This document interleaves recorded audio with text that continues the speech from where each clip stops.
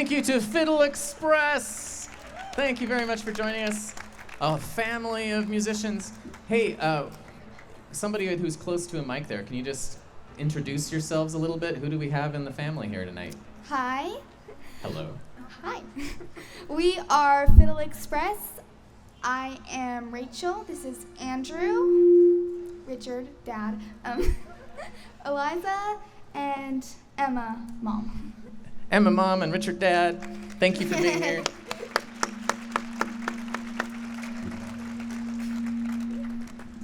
And how old are you kids? I am 13. 12. 15. And you have another member of the family that's off to college, I understand. Yeah. Utah. A couple of you just came from rehearsal across the street at Esther Simplot. Is that the Youth Philharmonic? Yes. Great. Yeah. Well, we're glad we were right across the street so you could come over here and play for us. Yeah. Welcome to Story Porch Night. This is the first ever show that we've done quite like this. And part of it is because of the support from the Project Neighborly Idaho, which is an initiative by the Idaho Community Foundation to help people, facilitate people feeling neighborly in Ada and Canyon County. So I hope you all are feeling neighborly tonight here with our porch here created by the Jump team at Play Studio.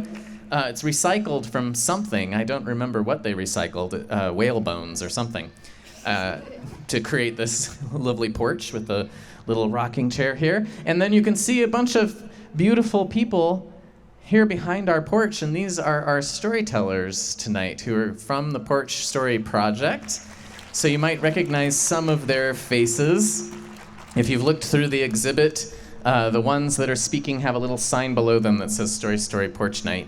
And you might have a chance to go look at those pictures again during intermission. So thank you to Idaho Community Foundation, and of course also thank you to Jump for hosting us here tonight too.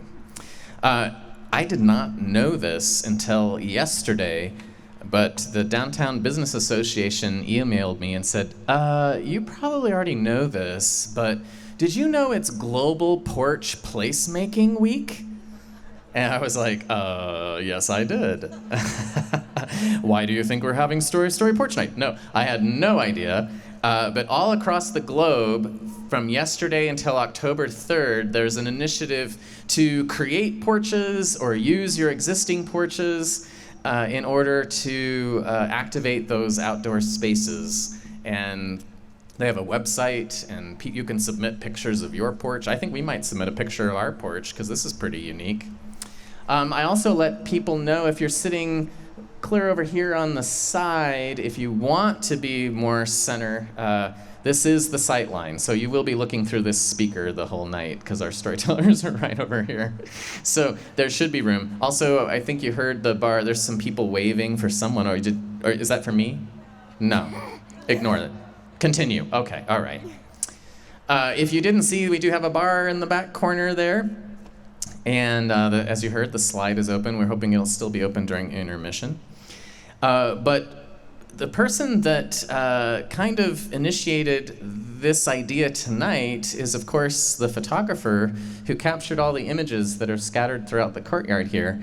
And so I would like to just introduce you for those of you who, well, actually, first let me say, too, that I pointed out these Porch Story Project people behind me, but I understand there's a number of you out in the audience as well. So if you were photographed for Porch Story Night, can you just stand up briefly so that we can acknowledge you as well that are in the part of that project? All right, and now people will just find you and ask for your story later. But let's introduce the person who started this. Please welcome to our stage, Michelle Bliss.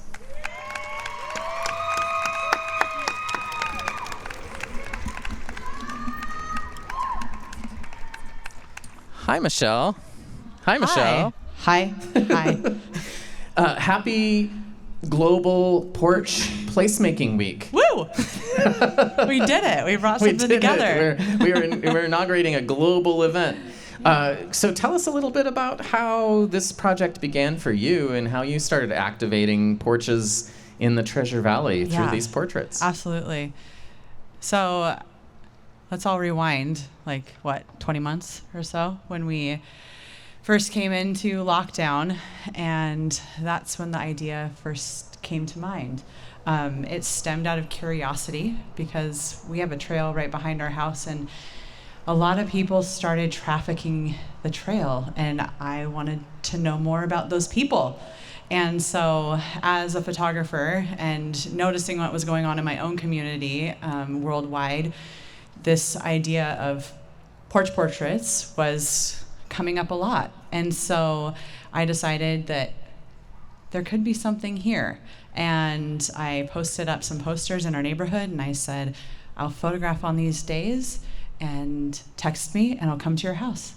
And so I had 30 people within the first weekend, and then photographed a total of 90 families or individuals last year. And then this year we've had 48 participate. So the porch was it was an entry point, because we only could go so far last year, or we were encouraged to only go so far. And me being on the outside and welcoming people out of their homes and to the comfort of their front porch, their front step, or whatever they had, is where we began. And some people actually were willing to welcome me to their back porch, because that's where they spent their time. And because some homes these days only have a stoop. So that's where it began, and that's where the relationships started. And I can definitely say that because of this project, my community grew, and I was able to get to know so many more, and graciously, a lot of the people behind me I would not have known otherwise. So I have to say, I have a lot of gratitude for being welcomed into the spaces and to the vulnerable place that people were willing to share with me. So, thanks. Yeah. Thank you. So I found it kind of interesting that how photography connects with your other practice of yoga. Yeah. Can you say placing our bodies and context? How does that overlap? Yeah. Well, for those of you that are in my yoga sphere, hear me talk about this a lot, actually. But really, in terms, the nice thing that was born out of this project that I realized in my work is that I have this really strong interplay in my work between structure and chaos. And the porch was this place that created the structure. It created this place that someone could sit, that someone could feel comfortable. And then the story and the experience of maybe what was going on internally or in the community or in our world globally, that was the chaos. So there was this resting point of being in the body and being able to be present. And I was coming to their space too, which was something I wasn't asking people to kind of get in, let's just go frolic in a field somewhere. It's here we are. And yeah. Well, some of your photos look quite restful. Yeah. People with a, very kind of sometimes a somber face or a relaxed face, and others of your photos look like frenetic energy all over the frame. Was that something that just happened naturally, and you just I'm going to catch them while they're all running around? Or did you, yeah. There were some families that I encouraged them to be and do what they were doing during this time when they were at their home. And some of the more kind of stoic or solemn looks, I would say, were maybe they were directed slightly, but to get there was effortless. And I think that was because of the time, too, that we were in. So, yeah. Well, thank you for reaching out to Story Story to share this project with us. Yeah. Well, I have to give a plug for Jody, because I reached out to him, and and from there, he's like, well, we've kind of been thinking about something. And so we were able to collaborate in such a wonderful way. And so I have to just express my gratitude for your support too. So thank you so much. Thank you. Yeah. Michelle Bliss.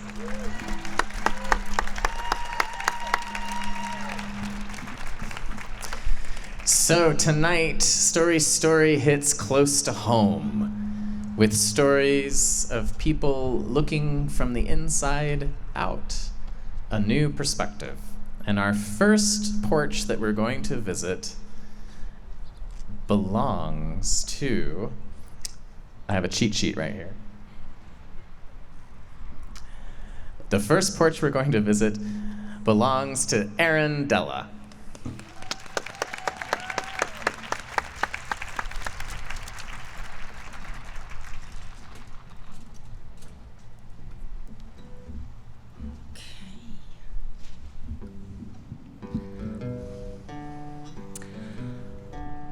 Well, before I start, I did want to thank Michelle and Jody for bringing us all together, and I felt so lucky to meet you.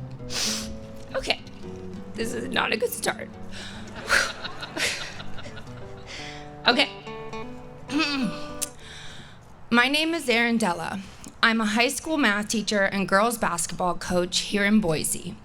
I'm also a true millennial. I have a dog, I live with my mom, and I love avocados.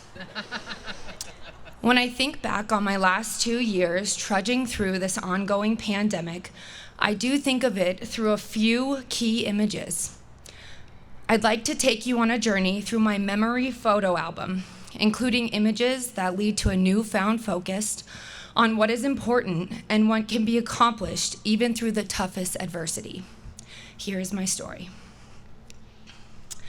When our school let out for our week-long spring break in March of 2020, we did not come back. At that point, there were 1 or 2 cases of COVID in the whole state of Idaho. We were asked to teach our students online without any training and with few guidelines. We were, in one word, unprepared. Luckily for me, I was pretty tech savvy, so I was selfishly kind of okay with the idea of staying home, being cozy in my PJs, and teaching from bed. I worked with the other geometry teachers in the district to create just 1 math lesson per week to continue to teach just the crucial information for the rest of our class. But the school district had other plans. Because of many reasons, unprepared teachers, unequitable access to technology and internet, and the stress being caused by the utter newness of all of this, the district came out with a statement saying that students' grades could not be negatively affected during this shutdown. So if a kid chose not to participate in those lessons that I had created, their grades would not be affected and they would essentially stay the same. None of my kids participated. School usually goes until the end of May. We essentially started summer vacation in March. Meanwhile, in the little free time I had away from school or coaching, things were actually going quite well. I mean, my mom and I were certainly scared about the virus, about simple tasks like going grocery shopping and keeping my 80-year-old Nana safe. But I had also just met someone. I know, not the best timing. But this is how that all started. I first met Will in January of 2020, where all true millennials meet potential mates. Good old Tinder. I was about a year into being single and I was hitting my groove, meeting new people and being open to new experiences. I remember going through my swipes one night. I paid the extra like $5 or so I could see who liked me before liking them back. Anyway, this guy had super liked me. So I, of course, went and checked out his profile.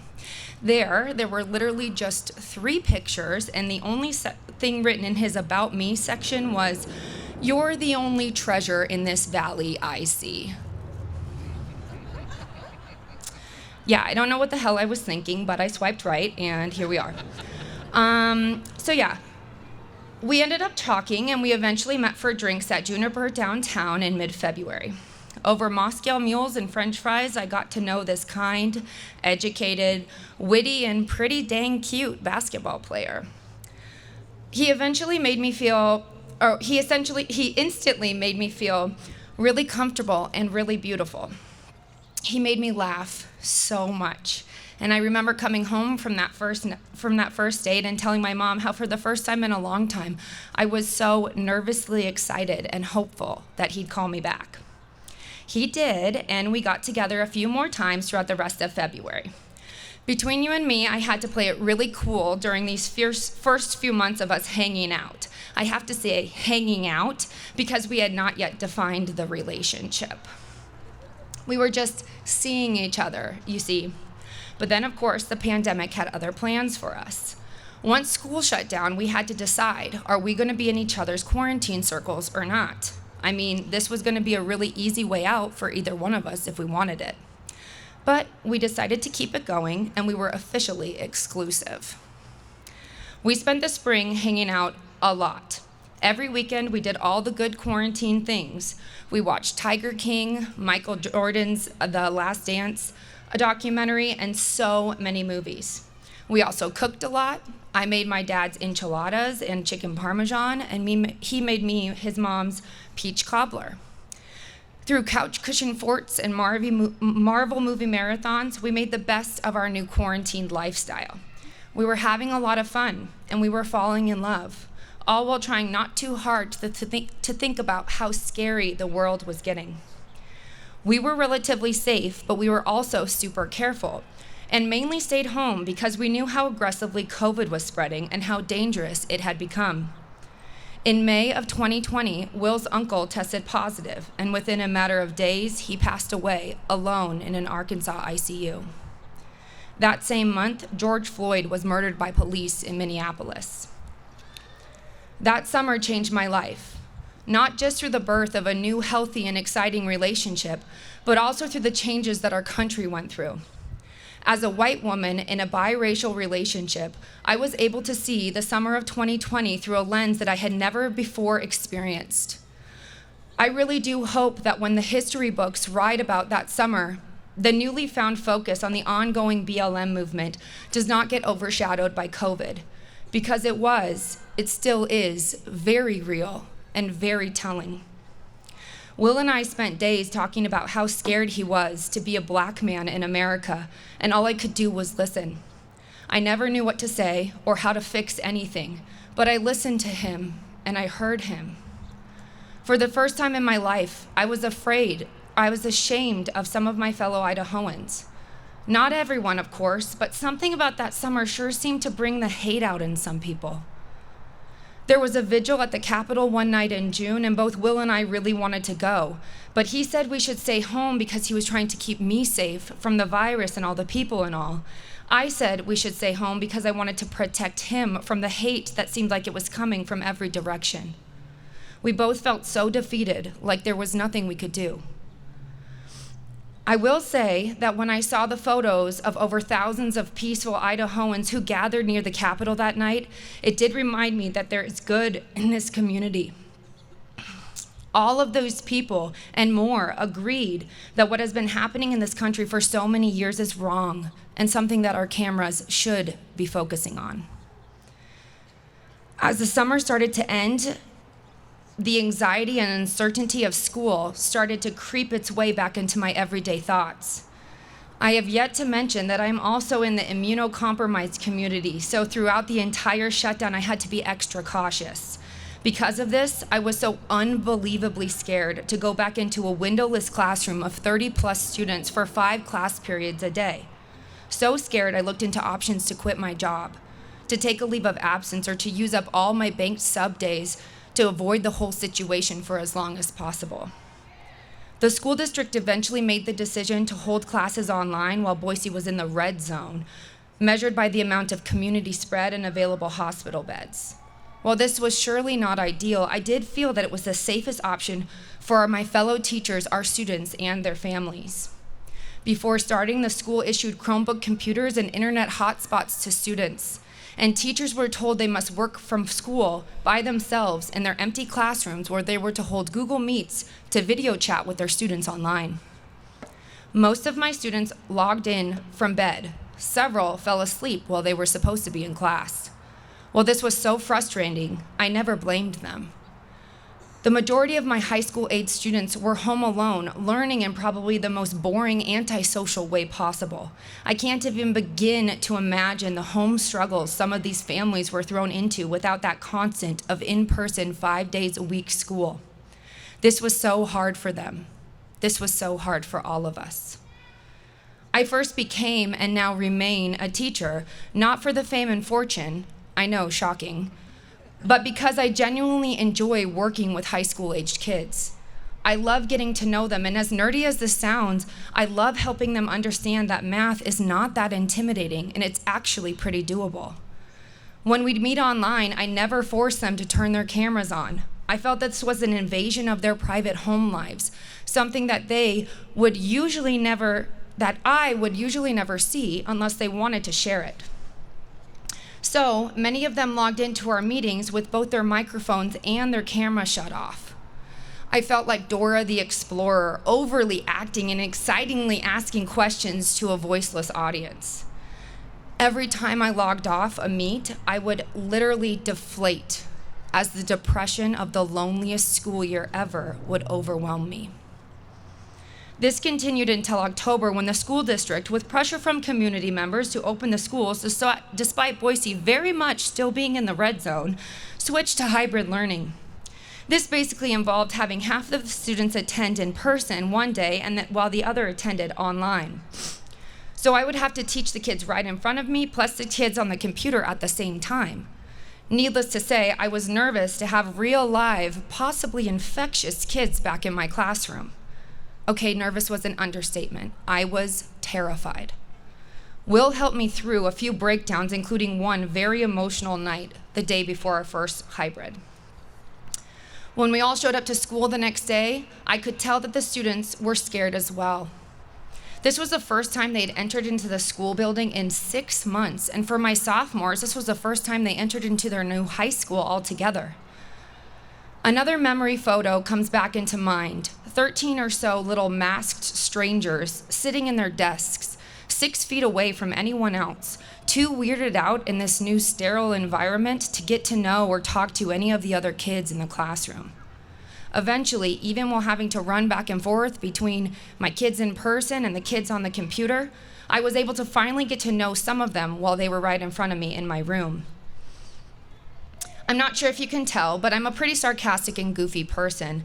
And because I'm all about being my authentic self with my students, I act this way in my classroom too. All of the online school was so tough for me because all of my jokes and that reach for personal connection would fall flat. Finally, I had a live audience. I could see their little eyes turn to squints as they laughed at their weirdo teacher, and those barriers started to come down. COVID kept getting worse though, so we eventually had to go back full online. All in all, we essentially had 5 first days of school. We started fully online in August, hybrid in October, online again after Thanksgiving break in November, hybrid again after we got back from winter break in January, and then finally, a full calendar year after the first ever shutdown, we reopened for full in-person school with all of the students all at once, 5 days a week, in March of 2021, this year. Meanwhile, vaccines were finally bringing hope. Teachers started getting vaccinated in February, and I was really starting to think that this was coming to an end. We had a summer of somewhat normalness. Will and I were able to travel to his hometown of San Diego, and I got to meet his family and his high school friends. We even were able to bring his parents to Boise, where they met my mom and my Nana, and we took them to McCall for a few days. Looking back on these last few years, I continue to try to focus on 2 images. The first is from this school year, August 2021, at the beginning of, again, this school year. One of my AP students came into my classroom, even though I'm no longer his teacher. Even with his mask on, I could see how happy and proud he was to earn top marks in the project he completed last year. He told me about his summer job working as a camp counselor, and he told me that even though last year was so hard and our class was so difficult, he was really gonna miss it. He was gonna miss his classmates, and he was gonna miss me and his other instructor. My second image is one of my favorite moments from this summer. One of Will, this city kid from California, wake surfing behind my boat in McCall with his parents cheering him on. Because of the COVID vaccines, Will and I were able to share my favorite place with them, and they fell in love with it just like I knew they would. While the shutter of the camera capturing the COVID-19 pandemic has not yet fully closed, I can say that some of the images that have fully developed are those depicting tragedy, loss, and division, but also showing resilience, community, and thank God for this one, hope. Thank you.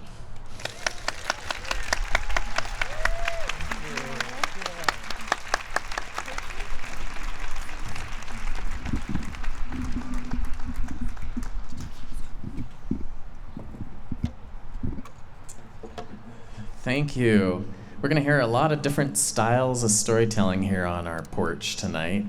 And actually, I was reminded that when Michelle approached me about this idea, and I talked to her for a little bit, I had to call my sister and ask, wasn't there someone who what was the name of that person who photographed you on your porch? It was Michelle Bliss. I think my sister's here, aren't you? Where are you?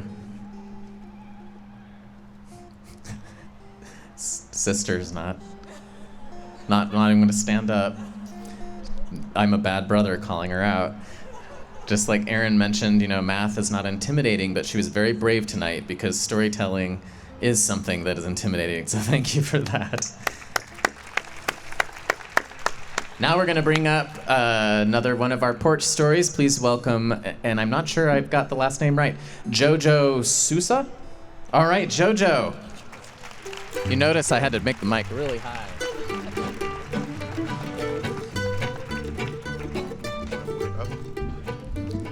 Yeah, that's good. Hi, everyone. My name is Jojo. I'm from the Republic of Congo. I'm a senior at the College of Idaho. This is my 4th year in the US, actually. And yeah, I'm here to tell you about how during these past 2 years, COVID have affected me. You probably saw my pictures on the billboard. If you did, you did not. Those 2 pictures represent 2 different things in my life. The first one, which was taken in 2020, represent a dark side of my life in the US, and the other one, which was taken this year, represent the brighter side. Around March, when the state went on lockdown, my school decided to go to online classes. And that was really a dark side of my life because I'm a person who likes to socialize. And the fact that we went to online meant that I have to get away from my roommate and go to a single room where I was quarantined, like the entire school was under quarantine. So we were only leaving our room when it's time to go to the cafe and grab the food. And once you grab the food, you go back to your room again. That was the cycle for like our next 3 months. So all I was doing every day was waking up at 7 a.m., opening my laptop for online classes, and closing my laptop at midnight because I had to do assignments right after my classes. And I never turn on my camera during online classes because during the class, I'm either on my bed or doing another assignment for another class. So I wasn't learning. I was just trying to get my assignment done. That's it. Because I had no motivation. The change from in-person to online was really drastic. I didn't have time to manage and process it in my head. Yeah, and I had lost motivation in doing everything. And not having my friend around not talking to my family was also a big thing for me because I haven't been home for the past 5 years now. So I just felt really alone in my room and I didn't want to do anything. But later on, when we moved during summer, the school decided to do some activities for the students who are not able to go home because of COVID and in other financial issues. So during that moment, I started getting my life back together, but it wasn't as before, but I was doing my best to go outside and meet with my friend like 6 feet apart. We couldn't be in the same room together for too long. The school only allowed us 15 minutes with each other 6 feet apart. After that, you have to go back to your own area where you are alone and everything like that. What else? During that time, because I'm also a part-time model, so I go do some shooting and traveling sometimes. I was not able to do any of that. So I felt like all my career and the thing that I like and everything else was just going to waste. I was wasting my time. The time is clocking, but I'm just there in my room. So nothing was kind of worth living for me because nothing was happening. And then after summer ended, Michelle, the one who took the picture, she came back on. She sent me an email. She said, "Oh, Jojo, I want to take another picture of you." And I was like, "Yeah, I'm down. Let's take another picture." During that time, I was getting my life back together because I moved from junior year to my senior year. So I had to know what I need to do in life because I'm graduating at the end of next year. I was like, I need to get my life together. And I got used to online classes, so my brain was stable now, and I knew what I was doing. I knew what I wasn't supposed to do. And yeah, Michelle came on campus and she took pictures of me, and that's when the brighter side of my life began. Basically, after 2020, from 2020 to 2021, I can say that I found motivation in doing and exploring new things. Like, I always told myself that I'm never gonna go on a road trip or camping, but when I started this academic year, I was like, I want to go on a road trip and camping. I don't want to miss any opportunities. I want to go for everything. So I asked my friend, "Oh, are you down to go to Sun Valley this weekend?" They were like, "Oh yeah, let's drive around." I'm like, I'm kind of scared because I don't like it. I never done it, but I don't feel like I want to do it. But this time I want to do it. Let's go on a road trip. So we went on a road trip to Sun Valley. We did camp outside. I was kind of scared because it's outside, And I've been in my room the whole time for a whole year. I'm like, I don't want to be in the mountain and camping. But we did it. We slept there for 2 nights. I really enjoyed it. I'm like, yeah, I want to do more things that I thought that I would never do before. I guess just like the fact that I was isolated the entire year last year just changed my mind and my perspective of different things, and now I'm open to like a lot of opportunities. And I started to go out more too because I don't want to stay on campus too much. I guess I've stayed there for enough now all the time. So I'm always trying to find a way to get out of campus, do something new with my friend. We even went. We came here in Boise and did some roller skating, and I didn't like it at first, but now I like it. So, and also I learned how to cook like homemade food, so I can connect back to my country. Like some African food, like we made chapati, pondu, the pilau, and they're really good. They're really awesome food. God, if I could bring for all of you, I would have done. But yeah, I can say that now I'm a good cook. Like the entire school is like, yeah, you don't know how to cook. You should go to it. I'm like, I can cook for you if you buy the thing. Yeah. Yeah, that's basically my story for the past 2 years. How the first year was really dark. Now it's really bright. Yeah, that's it for me. Thank you so much.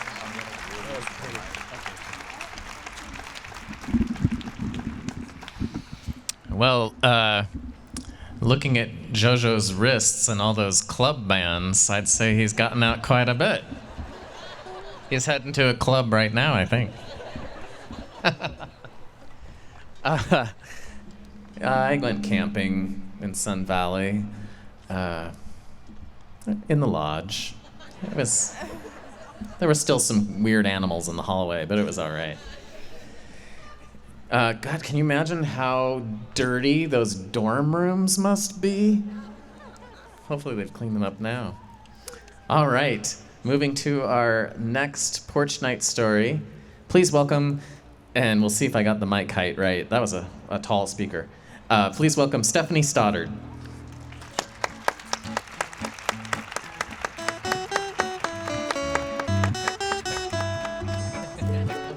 That's good. Yeah, perfect. Hi everyone, I'm Stephanie Stoddard. I don't know if everyone got a chance to look at the pictures, but I'll just kind of recap what our pictures were with my family, my husband and our son, who we adopted right before COVID happened. Our first picture is black and white. We're in 50s dress. We live in a little 50s clinker brick house in southeast Boise. My husband's military, and for the past 7 years out of the 6 last summers he's been deployed, and we were looking at another deployment coming with our son being 9 months old. I really enjoyed COVID in the beginning. That sounds awful, but it's true, because for me and my family, it felt like time got to slow down, and he was delayed because of all the restrictions for COVID and travel. So it kind of was like this beautiful little window of time where we just got to sit and be and have this like peaceful moment, versus worrying about this impending deployment. We got to be at home and laugh and play in the yard and watch other families be with their families and ride their bikes, and it was very picturesque, and it was beautiful in a lot of ways. You could see the kids smiling, being on the parents like bicycling in the neighborhood, and I saw people flying kites in the park. Nobody flies kites anymore. It was awesome. So I was really stoked about that little window of time and not having to worry about, doing the mom thing with a 9-month-old baby and missing my husband all summer long. So it was really cool for a little minute. And then obviously the inevitable comes, and COVID changes that. Everyone has to kind of sink into who they're going to spend their time with, how they're going to decide who's priority in their lives, and that was kind of hard for me. My mom's terminally ill. I'm immunocompromised, and our son had breathing issues. And even though I really understood, and I do understand and respect, the family unit and why that's so important and who's important and how you spend your time, because of all the things I've been through with my mom, 5 brain surgeries, 5 years, you really recognize where you want to spend your time and who matters. And I wanted to respect and understand that for other people, but it very much felt probably about month and a half. It felt very shrinking. You want to be respectful of that, but then you're kind of on an island in some ways by yourself. Sorry if I get a little emotional, because it is. My mom would take my son on Thursday mornings so I could have a break and get to the grocery store or mow the lawn, do the mom chores, clean the house, and not tend to the little one. And as soon as it really got really stringent for lockdown, all that had to stop, and that was really hard on her. She has a DNR. Her condition is pretty, she has brain surgery 5 times, and she has a DNR, and so it was like if she got it, that's the end. It's truly the end. There's no coming back from that. And so we really had to respect that space, respect that boundary, and that was hard, because the one thing that she has and that we understand as a family is how and who and what we do really matters. And sometimes it's only an hour or 2 of the day that she feels good, and so she would really look forward to those visits with my son and us, and all of that had to stop. And my husband's gone, and there's Skype, but that's assuming there's internet connection and that you're not frozen talking to your loved one for 5 minutes of the maybe 15 minutes you might get to talk in 2 or 3 days.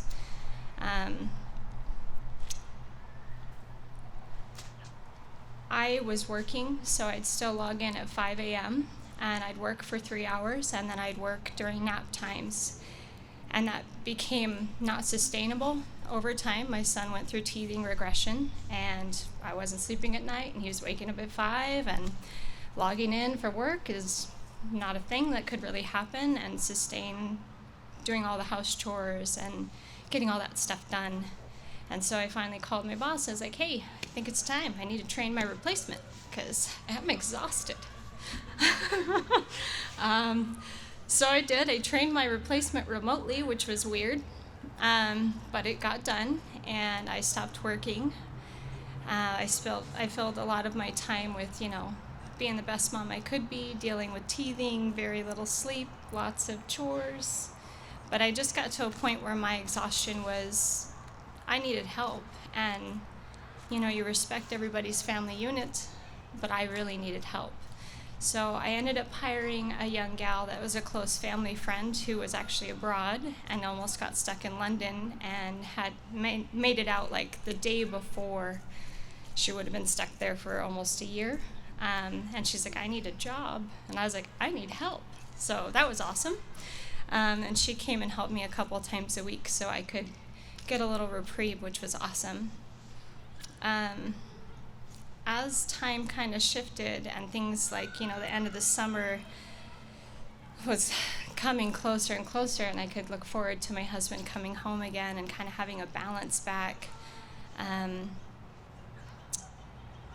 you get your hopes up and get your hopes up. And I always say I'm not going to get my hopes up because, military delays, everything was so unpredictable with COVID anyway.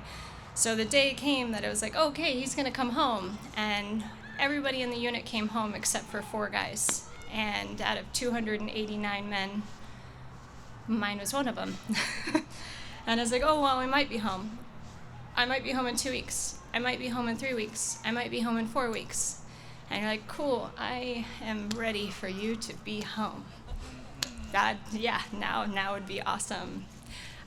He missed our son's first birthday because of deployment. He missed our son's second birthday. I postponed it because I really wanted him to be there. But you do what you have to do to create the memories that you want to have because life doesn't always give you what you want. So we took lots of photos and we took lots of, videos, and I sent them to him overseas so he could have the first birthday, and second birthday we postponed, like I said, and so he actually got to be here. It was just a little late, but it was awesome. We had a blast. And every party we have now, my son thinks it's his birthday party. He's convinced every party is his birthday, which is hilarious. But also really hard to explain to a 2-year-old it's not his birthday. Mom is having a wine party. They're like, no, you gotta go to bed. Mom is drinking wine now. Anyway, the one thing that for me, I'm already kind of wired that way with everything that our family's been through, is knowing how precious family and time is.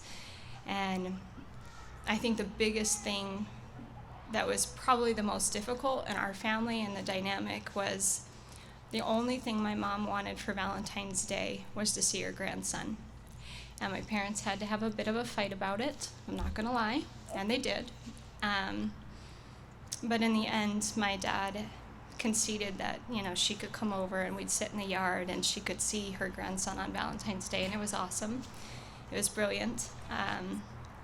But just like anything else, it's what we create, it's who we want, it's recognizing that how we spend our time really does matter, and who we spend our time with. And I'm grateful that for the most part, not everybody has to know that. Now we all have like that big concept, because unfortunately COVID created that. But in a lot of ways, there's something beautiful about knowing that, because time is precious, and who we have and who we choose to surround ourselves by really does matter. So that's my story.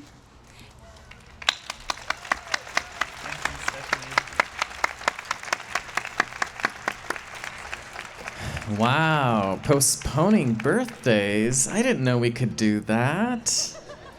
I'm gonna start postponing my birthday. Maybe for like 10 years or something. I'll be like, hey, I'm still in my 40s. Hopefully your husband gets to be there for more birthdays in the future. Your kid's gonna be like a 3-year-old in his senior year in high school. I bet parents do wish they could just log into that job. Boy, that would be something to do remotely. All right, let's move to our next storyteller who is coming to us from her porch/driveway. Please welcome Roxanne Wasson.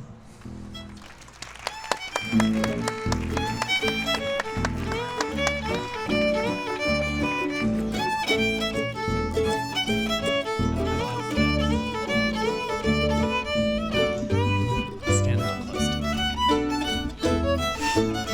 Okay.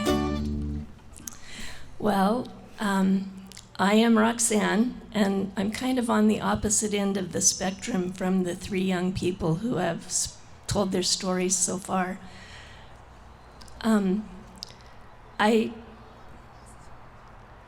Just one second.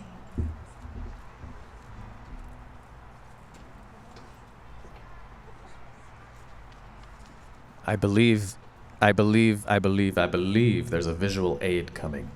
It's a visual aid. Yes.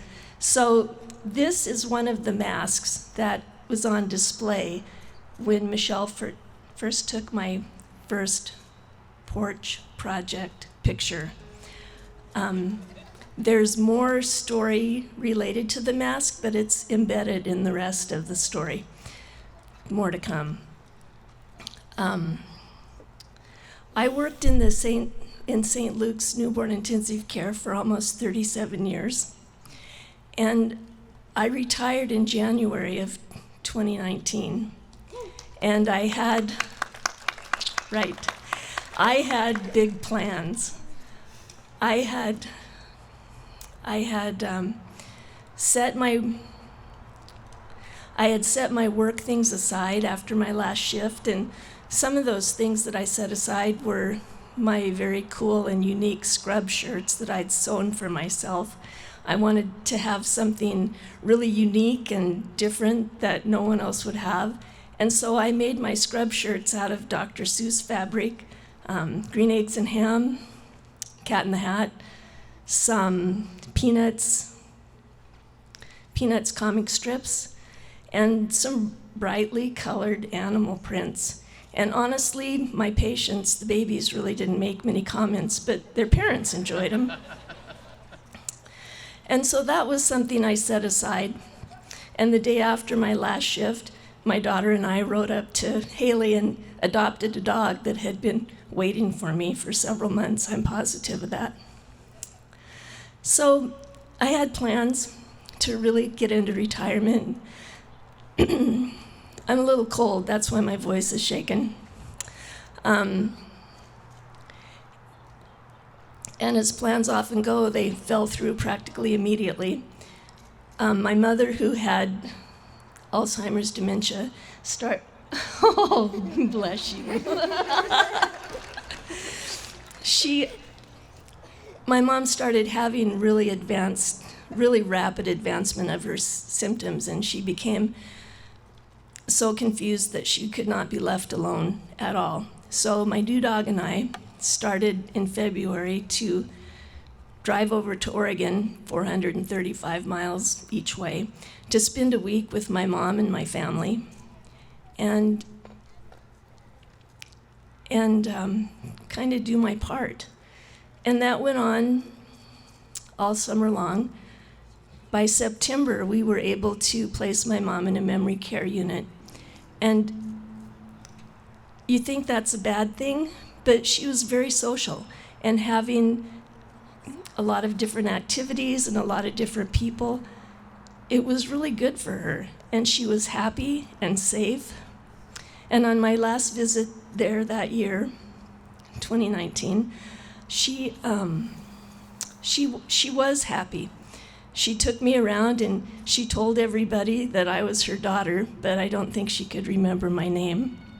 I filed her nails and massaged lotion into her hands, and by the time it was ready, by the time I could have visited her again, the snow had started to fly, and I decided that we'd stay home until the roads were clear again.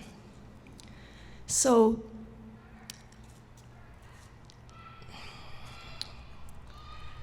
that was when COVID started, was that winter 2020.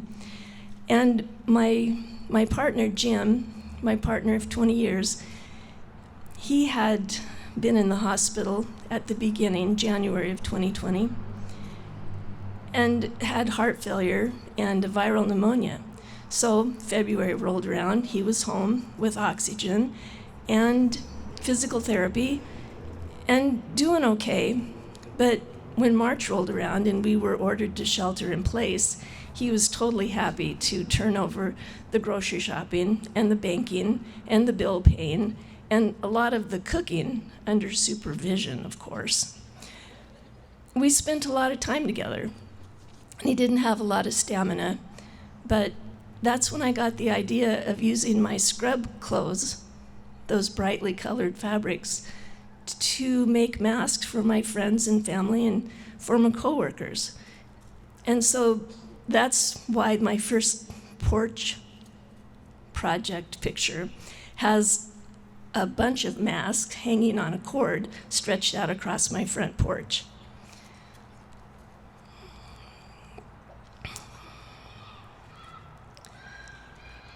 So after I got those masks done, it was March, and in May of 2020, my mother, sheltering in place at her memory care that was not allowing any visitors, became unresponsive.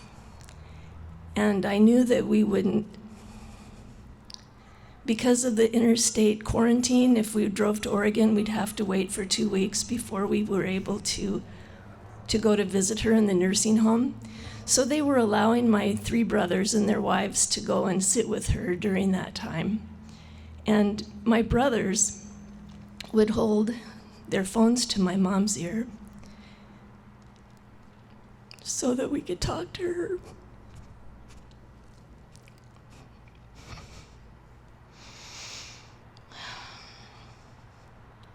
And so in her own time, she just slipped away.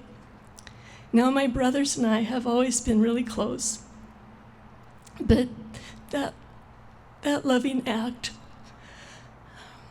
really deepened our closeness.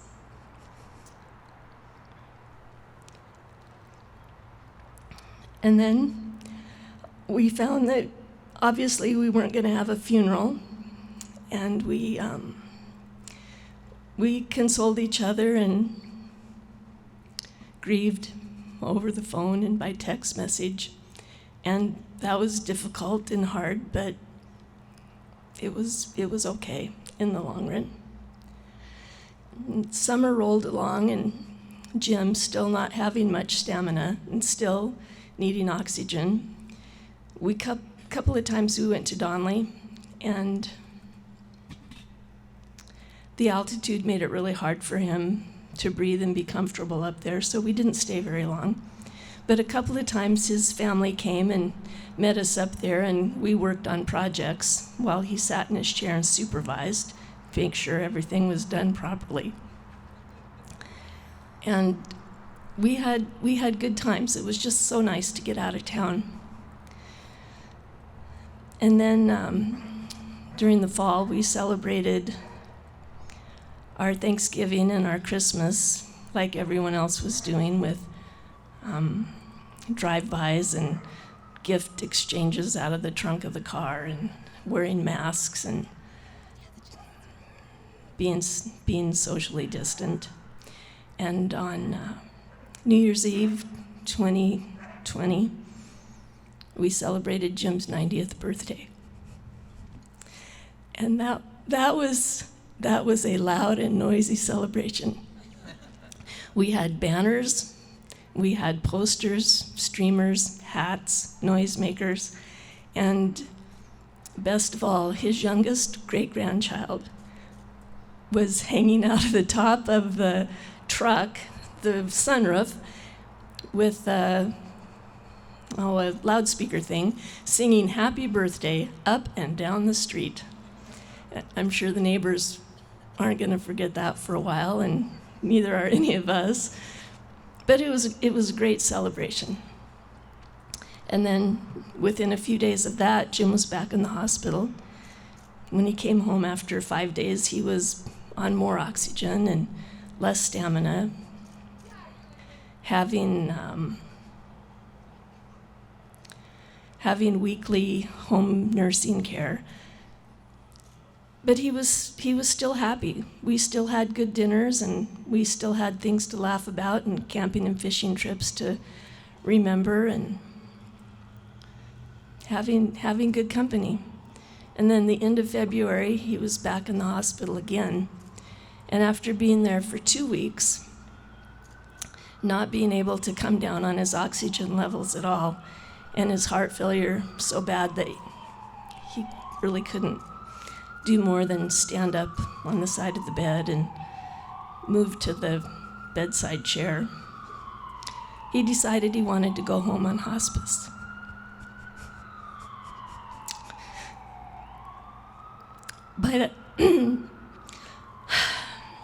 By that time, the family had all been vaccinated at least once, and we were really glad that we could gather together.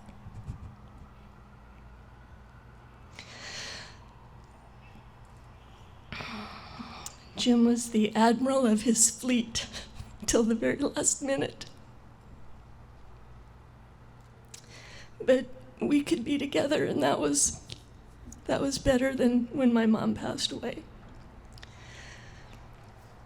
So after losing my mom and my good man during these COVID times, I realized that how we love and take care of our families and how we grieve for them is really different than it has been in the past. And it's really hard. But still, we are supporting and loving each other. Jim left me his pickup and his camper that we had enjoyed camping and fishing in all over Oregon and Nevada and Montana and Idaho. And I plan to use the truck and the camper to make new memories. And so it's kind of like my scrub shirts. In that first picture, black and white, you can't really appreciate them. Now I'm going to be making my own memories in full color, like the masks that I have. And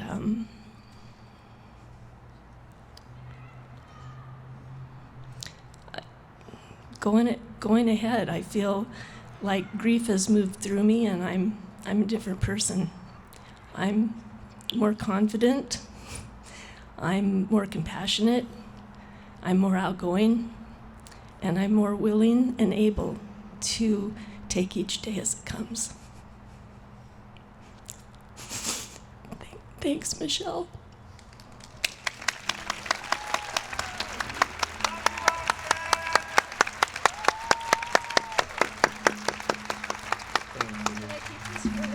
You can keep it, yeah.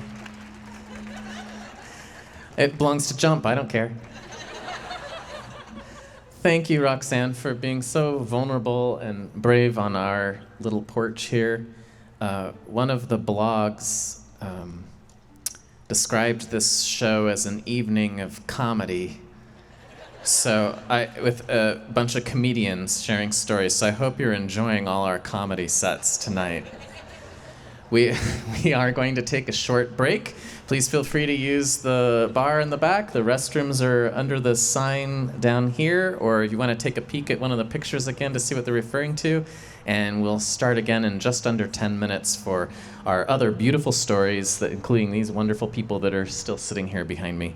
Come back to our porch in just a few minutes.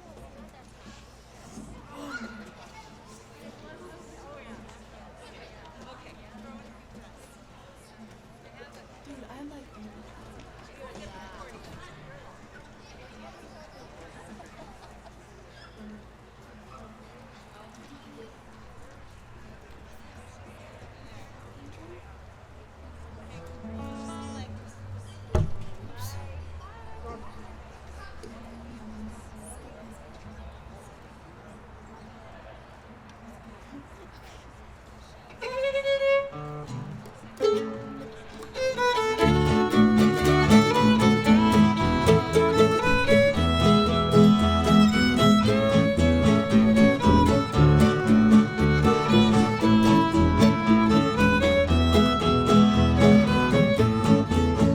mommy told me if I was goody, that she would buy me a baby dolly. So don't you tell her I can still feel her, or she won't buy me a baby dolly.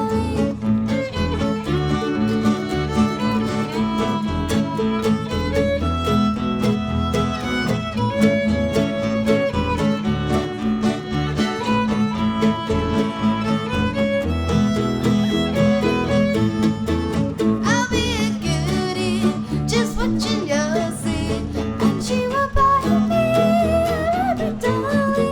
Why did you tell her I kissed the fella? Now she won't buy me a baby dolly.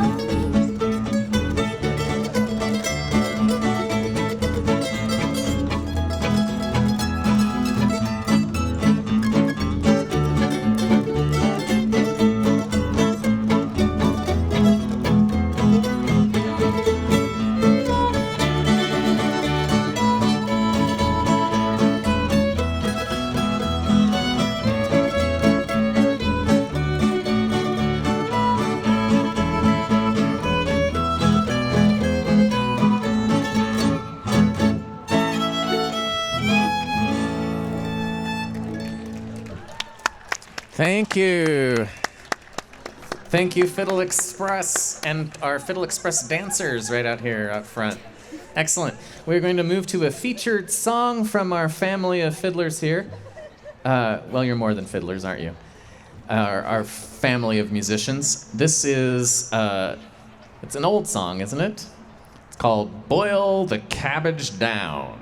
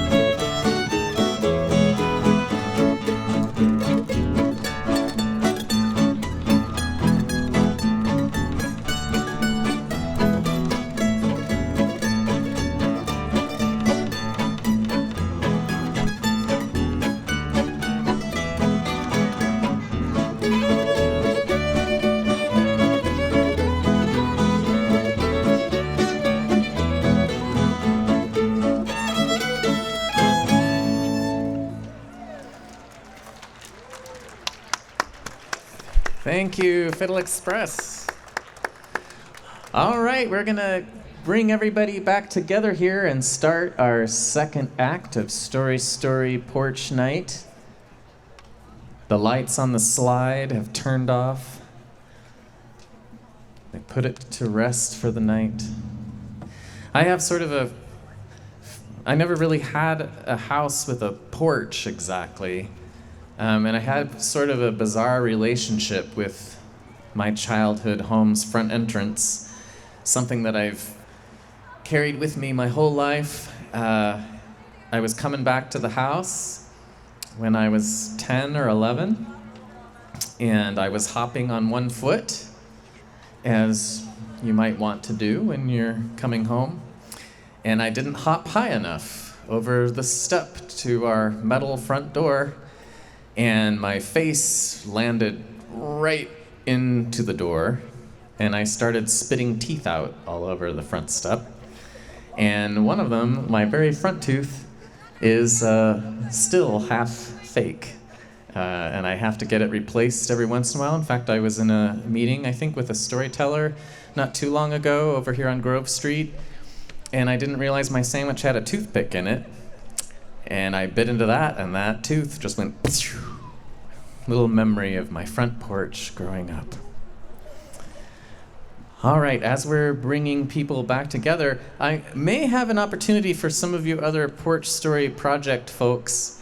If you have suddenly thought of something that you might want to share, there may be a slot at the end of the show tonight. So be thinking if there is something you might want to say something about your Porch Story project.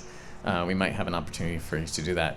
But now we're going to move on to our next set of storytellers here.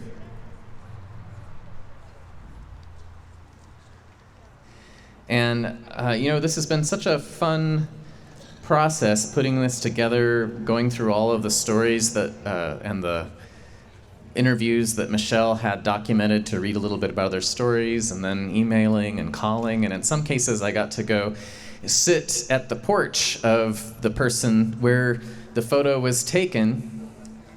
And our next storyteller is one of those people that we didn't sit on the front porch for very long. We went around to the back patio, which itself was a COVID creation. Please welcome another of our Porch Story participants, Jamie Hogg.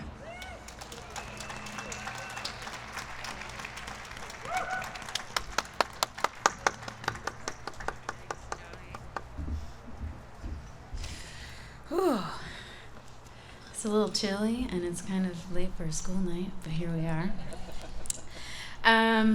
Well, first I wanted to thank Jody for putting this on and inviting us all to be together. And then, of course, Michelle, thank you for the portraits. When my husband Andy told me about the opportunity, I was like, heck yes. Yes, come, family photographs, free. Yay, come over. And it turned into something even more wonderful than we could have even imagined. My in-laws, in fact, they were taking a look at our black and white photos and our color photos, and they made mention and noticed, you look a little stressed in the black and white photos. But in the colored ones, you look really mature. And I thought, that's such a lovely way to say how much we've aged this past year. So check our photo out. We also got a little fluffier. My name's Jamie Hogg. Lots of people make Jamie Hogg all the time. I mean, it's, I'm used to it now. I embrace it, J Hogg. And this is my 14th year of teaching. I'm a teacher, just like Erin, wherever she was. Yeah, I teach 3rd and 4th grade, so a little bit different. And, I've had some tricky years over the past 14 years teaching at title schools and whatnot. But I don't think anything compared to this past year or past 2 years are currently right now. Erin mentioned earlier that Friday the 13th, that date stands out in my mind. I think it was 2020. And I remember people whispering in the hallways saying, well, you better have the kids get their stuff and make sure they take everything home. And my mom's texting me, go to Costco, get toilet paper, get rice, get everything you can. And I was thinking, what, really? And lo and behold, by Monday, we were shut down. Which we still didn't believe it by then because we had spring break following. So we thought, well, okay, we get an extra long spring break. This is great. But that didn't happen. During spring break, we went and ransacked the entire school and found every single laptop and Chromebook we could imagine, and we labeled it and we scanned it, and we made sure that all 600 of our students had one in this big, long drive-through car, pick up your Chrome and hotspot. So exciting, kids. Come have online school. It's going to be all that you dreamed of. It was not my favorite at all. But for those of you at work for, I'm really glad, and we still have the Boss Boise Online School if you want to do that. Let's see, I had a couple notes on here, sorry. I didn't memorize all of it. So here we are. We started teaching online for the first time.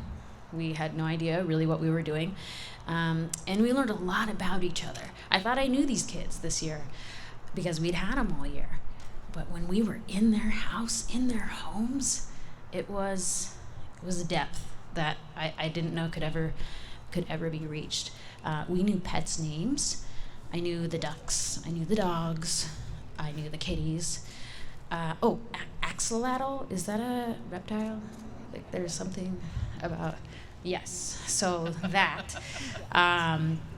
And then, like I said, we knew the siblings, and we had one gal that whenever she had to use the restroom or go do something, she would just strategically place her sister right in front, who looked exactly like her, by the way.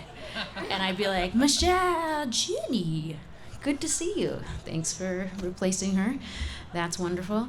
We knew it was her nap time, and they loved taking us everywhere.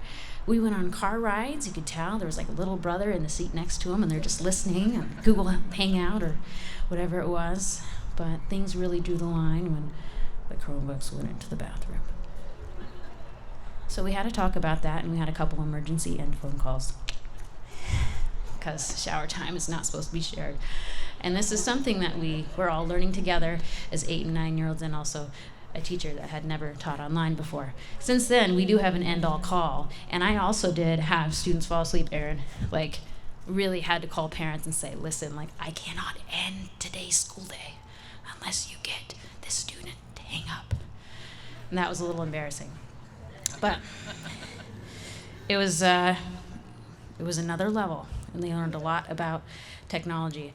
And then about a month later, Idaho Public Television reached out because there were a lot of students that didn't have the opportunity to have internet, and we didn't have hotspots. And they thought, let's get some teachers from Idaho and put on some authentic lessons and have some teachers teach these kids. So I was like, hey, and then I told my husband and convinced him, hey, you want to do this? And I convinced my co-teacher, Beth. I was like, hey, do you want to do this? And they reluctantly said yes. And it turned out to be such a great experience. And we started putting lessons together, and we're like, all these kids are going to be able to watch their teachers on TV. It's going to be so cool. Until we got started. And we realized, wow, so much of our teaching relies on student response. We don't have any kids.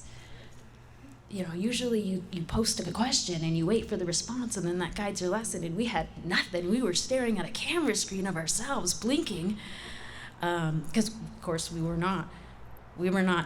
calling each other, Beth. We were just, right? We were on the computers together.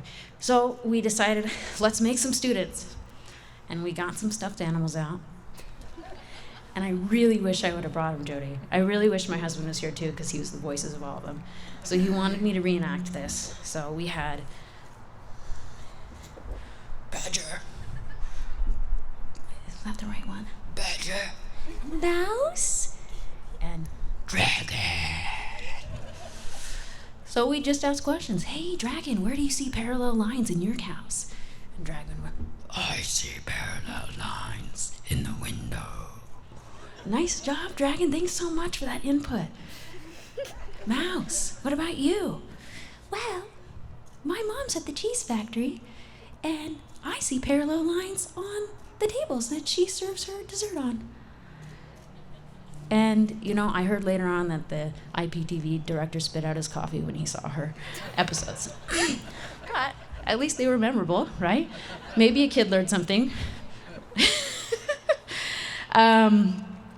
And then, of course, that leads me to what Erin was talking about, our school year, our following school year in the fall. We were all like, yes, we're vaccinated. We can all go back to school.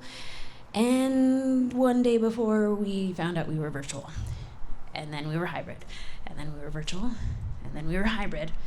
And then we came back to school. And it was great. So if you see a teacher or a student or a parent, hug them or don't hug them. Air high five them, because they survived this past year. Yeah, I know. Everyone here. And we're still doing it right now. So, on top of that, we also had our first child. I forgot that. That was kind of, so we had a baby. Yeah, and we didn't really know the difference between COVID and having a baby, because having a newborn feels a lot like being on an island. You just are alone anyhow. You already have the sanitizer. You're already following people around saying, no, just wash your hands before you touch the baby. So we kind of felt prepared in a way. And even to this day, we look at each other and think, is this COVID? Is this normal? Is this just being a new parent? What's the difference between being a new parent and COVID lockdown? I don't know. So maybe we'll find out later. Maybe we'll be able to have another kid not in COVID, and I'll let you know.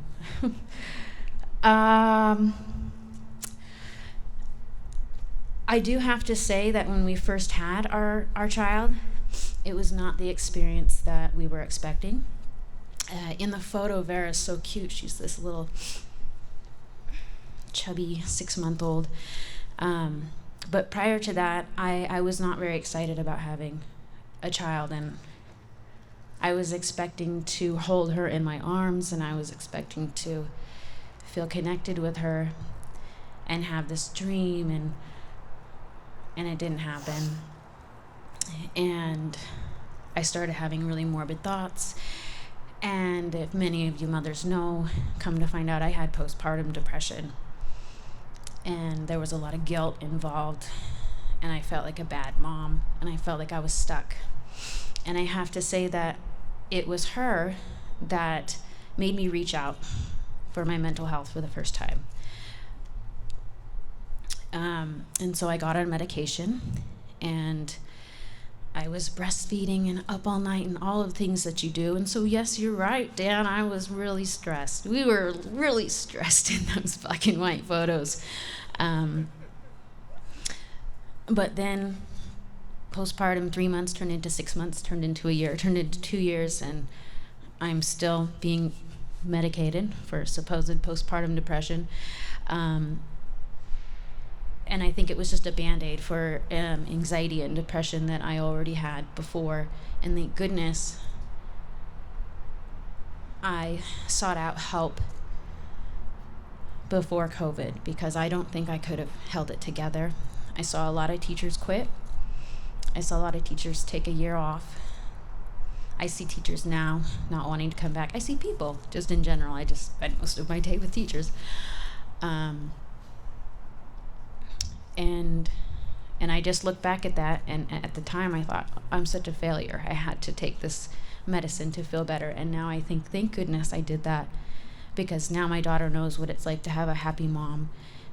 And my kids know that their teacher can be there for them and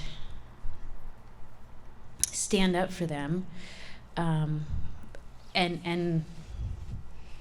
not falter. And I didn't realize that I had any of those issues or problems, because if you are someone with anxiety and depression, then you don't realize you're having it. It just is who you are.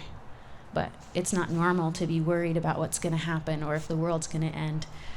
I knew the medication was working when the earthquake happened.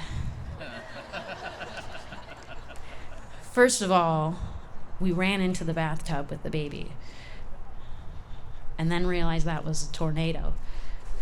So then we got out of the bathtub and under the, is it a threshold? I think that's where we were supposed to be, but by that time it was over. But I didn't freak out, and normally that would have been a really long episode of coping. So I'm happy to be able to cope now and speak in front of you. Thanks, guys. Yeah, so, I mean, it's not over yet, by the way. I mean, we do look happier and fluffier in our color photos, but COVID is still around. I'm thinking Michelle Bliss, maybe around 3. Maybe we should go one more year. I wish my husband and daughter were here, but they are sick right now. And something that we learned is that there's a new normal, that everything changes. That's just it. Everything changes. We have to get used to it. We have to have grace with one another, and be kind. I want to try a mirror, Beth, before I end. Do you think I should? Okay. So I do this mirror thing in school, and I put my hands out like this, and I say mirror, and then the kids mirror me, which you will be look, we got kids now, we got students. And then you mirror back, and then whatever I say, you repeat. Okay, are you ready? Okay, well, you're already ready. You gotta wait for me. Okay, here we go. Ooh. Mirror. Self-compassion. Self-kindness. Mindfulness. And common humanity. And I think that's where it starts. So if we think we can start there, then I think we can get through anything. And that's my story.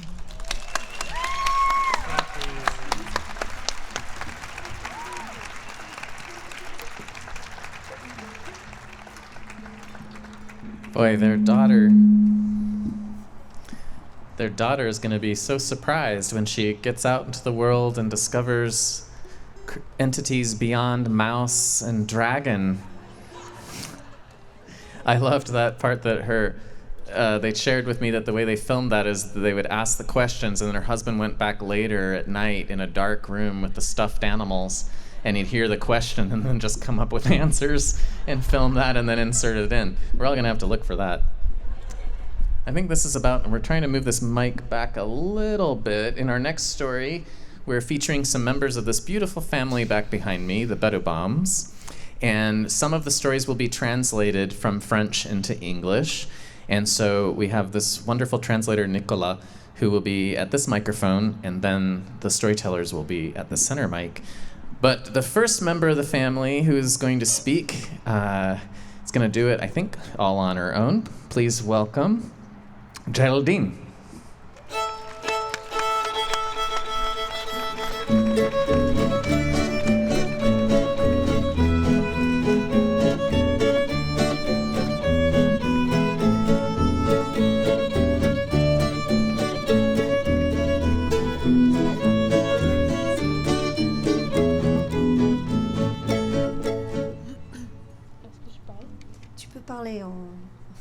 Okay. J'aimerais saluer tout le monde. I'd like to greet all of you. Et aujourd'hui, j'ai pas vraiment trop à dire. J'aimerais juste te dire certains trucs qui se sont passés pendant le couvre-feu. So I don't have all that much to say to you tonight, but there are a few things I'd like to tell you specifically about what happened during lockdown. Ce qui s'est passé pendant le couvre-feu était que pendant qu'on a pris la photo qui était sur blanc et noir, il y avait plein de choses qui sont passées dans ma famille. So on the black and white photo, a lot of things had just been happening in my family. Dans cette photo, quand je vois ça, ce qui me rappelle sur la photo est que il y avait le petit frère de ma maman, il était malade en Afrique, et puis on nous a appelés, et puis vraiment c'était tellement grave, et puis voilà. So one of the things that had happened when we took that black and white photo is that my mother's little brother was very sick back in Africa, and we had just gotten that phone call and we knew he was very poorly. So that was one of the things that was hard. Donc après cette année, et quand je vois la photo qui était en couleur, vraiment je pense qu'il y avait beaucoup de choses qui ont changé pendant le moment où on a pris la photo de couleur. And when I look now at the colored photo, I can really see a lot of things that have changed since that black and white photo in this year. Et puis, à travers la photo qui n'était pas avec la couleur et la photo qui a la couleur, j'aime bien la photo qui a la couleur parce qu'il y a vraiment beaucoup de choses qui se sont améliorées dans notre famille. And when I see the black and white photo and the color photo, I really love the color photo because there's so many things that are much better for my family this time around. Donc, le pourquoi est-ce que j'aime cette photo est parce que mon oncle, il a récupéré, maintenant il se sent bien et puis voilà. Donc, c'est ce qui fait en sorte que j'aime bien la photo. And so, for example, my uncle is much better now. So he's recuperated, and that's one of the things that when I look at the colored photo, I just love that because that's a good thing that's changed for us. Et puis voilà, j'aime aussi la photo parce que j'aime bien la couleur, comme par exemple, mes cheveux ils sont coloriés en rouge, donc ce qui fait aussi que j'aime bien la couleur. And also, I love the color photo because I just love lots of colors, and like you can see my hair, I love lots of colors, and so that's another reason why I like that picture. Donc voilà, puisque j'ai vraiment pas beaucoup de choses à dire, j'aimerais juste remercier Michelle pour cette occasion. And I really don't have very much to say, but I do really want to thank Michelle to have given us this opportunity. Et que tout le monde passe une bonne soirée. And I hope everyone's having a great evening.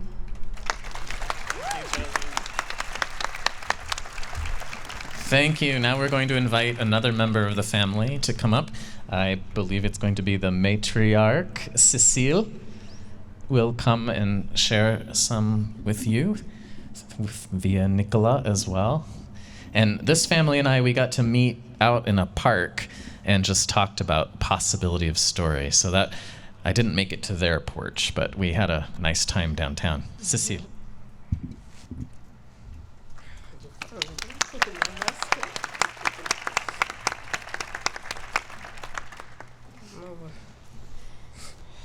Je m'appelle Cécile, My name is Cecile, je suis centrafricaine and I'm from a Central African Republic, et je me suis réfugiée au Cameroun. and I became a refugee through Cameroon. Et j'étais ici en 2018. I came here in 2018. J'ai fait seulement 1 an et le Covid est venu. I basically lived here for 1 year, and then COVID hit. Et j'étais un peu malheureuse I was pretty sad parce que je n'ai pas beaucoup duré ici et la maladie est venue brusquement. because I really hadn't lived here very long yet when the disease hit. Et je suis très contente parce que même dans le Covid, il y a les gens qui nous soutiennent toujours. But I am so thankful and happy because even during COVID, so many people came and supported us. Bien sûr, on est à la maison, mais on se cause toujours en téléphone. We were stuck at home like everyone, but we were able to at least speak to people on the telephone. Et mon fils est venu avant nous, mais il n'était pas ici, il est à Boston. But one of my sons had arrived in the US before me. He was living in Boston at the time. La première photo, je ne suis pas très contente parce que mon fils est loin de nous. And in that first photo, that son who was living in Boston was still so far away from us. Et la deuxième photo, je suis contente parce que mon fils est retourné ici, mais pas totalement contente. And in the second picture, I'm really happy because my son, that son, is there with us, but I'm not completely happy either. Je ne suis pas contente parce que j'ai encore une fille là-bas au Cameroun. Because I still have one of my daughters who's still a refugee in Cameroon. Et elle a 2 enfants, mais j'attends toujours qu'ils sont malades. And she has 2 young children, and I'm just waiting for them because they're sick all the time. They're very poorly. Et merci parce que dans le Covid, Dieu nous garde toujours en bonne santé. But I also have to thank God because He has kept us healthy all this time. J'ai le problème de santé, mais je remercie mon Dieu parce qu'aujourd'hui, je suis parmi vous. And even if I have health problems, I thank God because I'm here with you today.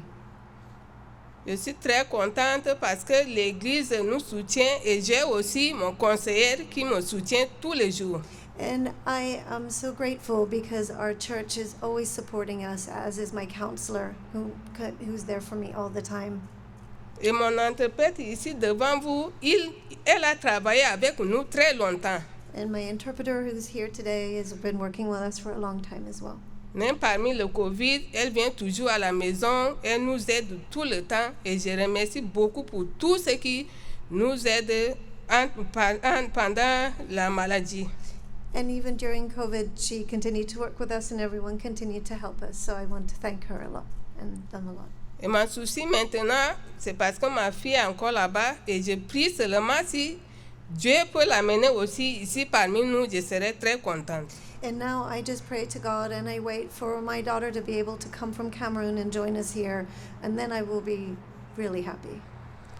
Vraiment, l'Afrique, c'est très dur, mais on ne pense même pas qu'on va arriver ici, mais c'est par la grâce de Dieu qui nous a amenés ici en Amérique. Africa is so hard. Life in Africa is so hard. We don't think we're ever going to make it here. But when we come here with God's grace, we make it, and we're thankful. Et il y a beaucoup de gens qui nous aiment ici, qui nous aident par tous les moyens. And there are so many people who love us here and help us in every means possible. Mon histoire est trop longue, mais je ne peux pas vous raconter tout. Je peux m'arrêter comme ça et je remercie tous les gens qui sont ici présents. My story is really too long to tell, but so I'll have to stop there. But I want to thank everyone and everyone who's here tonight and to be here. Donc, j'ai fini, je salue tout le monde. Thank you. I greet all of you.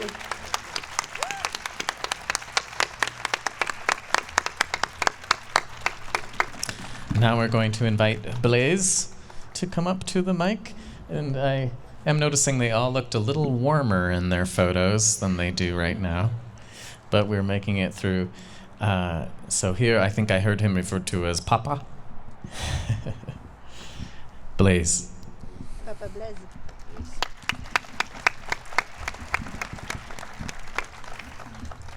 Je salue tout le monde. I greet all of you. Merci à vous et merci à notre chef qui est en train de nous guider. Thank Je suis you. très content de le voir et je vous félicite en même temps aussi. I'm delighted to see all of you. I'm decided to see the boss here, who's brought us all together as well tonight. And I'm happy to see you all. La fille qui a parlé, c'est ma fille, c'est mon enfant. The young lady you saw is my daughter, La femme qui a parlé ici aussi, c'est mon épouse. and then the woman you saw is my wife. On a 7 enfants We have 7 children avec 2 petits-fils. and 2 grandchildren, Mais les 2 petits-fils et leur maman, ils sont restés au Cameroun. but the 2 grandchildren are in Cameroon with their mother. Parce que ce jour qu'ils sont là-bas au Cameroun, vraiment, ça me dégoûte, ça me travaille très, très, très mal. And it's very painful, and it hurts me a lot to think about them still stuck C'est over ça qui there. fait que ma maladie fait que continuer toujours. And this also affects my health, which gets worse and worse. Dès mon arrivée ici en Amérique, je suis tombé malade dans l'avion en France. On my way over here on the airplane between France and here, I became very sick. Et jusqu'à présent, je suis l'opération et la deuxième opération, ça va passer vers le mois d'octobre. And I've had an operation, and I have another one coming up in October. Alors, quand je vous vois comme ça, vraiment, ça me plaît. Je suis tellement, tellement fier. So when I see you all, you don't know how happy I am, and I am bursting with joy and pride. Parce que la maladie est venue comme virus, ça nous a dispersés, ça nous a tués. Et heureusement, malheureusement, et nous les autres, nous sommes encore vivants. On remercie à Dieu toujours. So when this horrible disease came and it pulled people apart and it hurt so many and killed so many, but we're still here and we need to thank God and God's grace that we're here. Et Dieu ne laisse pas ses enfants mourir comme ça. God will take care of his children. Voilà notre maman de l'église. Elle s'appelle Madame Jo. Here's our church mother, Mrs. Joe. Elle est ici avec son mari. She's here with her husband tonight. Tous les jours, n'importe quelle heure, la nuit, elle vient toujours avec la nourriture pour nous donner à la maison. Every day, no matter what, day or night, she comes and brings us things, food, anything we need to our house. Elle n'a pas peur de cette maladie-là. She's not even scared of this disease. Elle vient nous visiter tous les temps. She comes and visits us all the time. Je remercie à l'église. And I want to thank our church as well. L'église nous a reçus comme leurs enfants propres. The church has welcomed us as one of its children, C'est pour cela que nous sommes ici. and that's why we're here. Je remercie à madame qui est partie nous filmer. I also want to thank the lady who's taking pictures, Je remercie beaucoup à elle. Michelle. I'd like to thank her for all the photos. C'est grâce à elle qui nous a invités ici Because et she vous nous invited voyez us aussi in, en même temps. and she's invited all of you here. She brought all of you together. Moi, je m'appelle Betouvam. Tous mes enfants portent le nom Betouvam. My name is Betubam. All my children have my last name Betubam. Alors mes enfants, quand ils sont arrivés ici en Amérique, ils étaient très, très, très, très contents. And the children, when they arrived here in the U.S., they were so happy and excited. Ils disent qu'ils vont prendre la mode des Américains. They said they were going to take the fashion of the Americans. Ouais. Ils disent qu'ils vont marcher comme les Américains They're going marchent. to walk like the Americans walk. Moi, quand ils parlent comme ça, moi, je leur regarde, je dis, c'est bon. And when they say this, I think, oh, that's okay.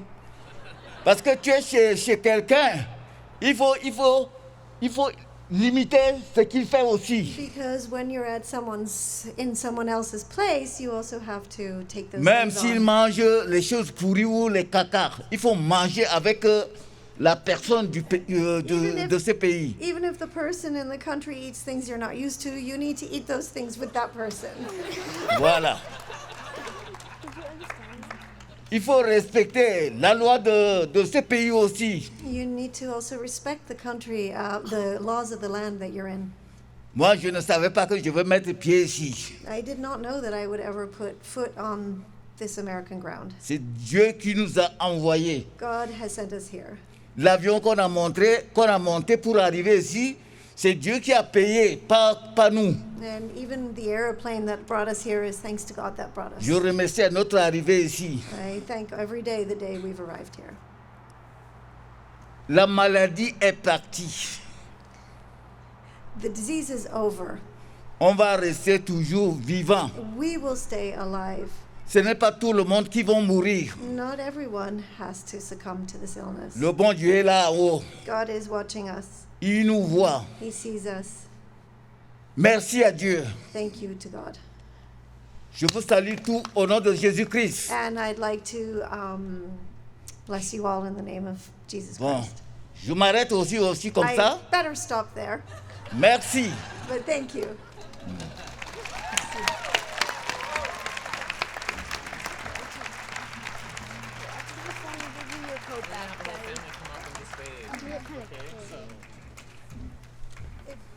Yeah, I want you to see the whole family that we have tucked away back here. So they're on their way up here. Blaze, just stay here for a moment.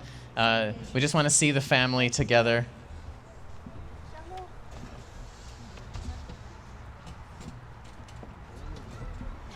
Oh, okay. Thank you so much for sharing. Here they are, the both of them.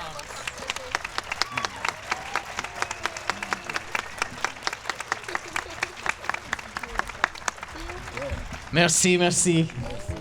Merci, Nicolas.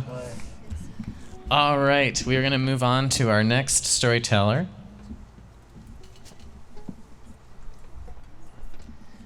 And for me, this was one of the most dramatic photos in the exhibition.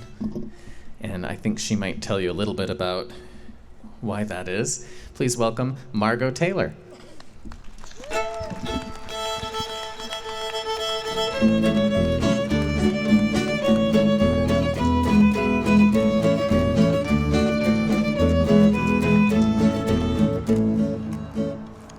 Thank you. My name is Margot Taylor, and just wanted to thank my dear friend Michelle.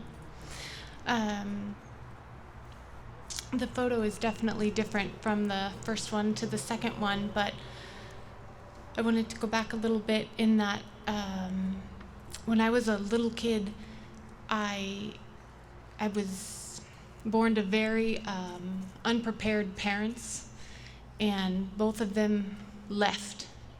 And so I was raised by my family, but not consistently. And so I went from home to home and different family members for various periods of time until I was about 14. And that left me feeling very unworthy and unwanted and not a lot of confidence. And I spent a lot of time kind of like this.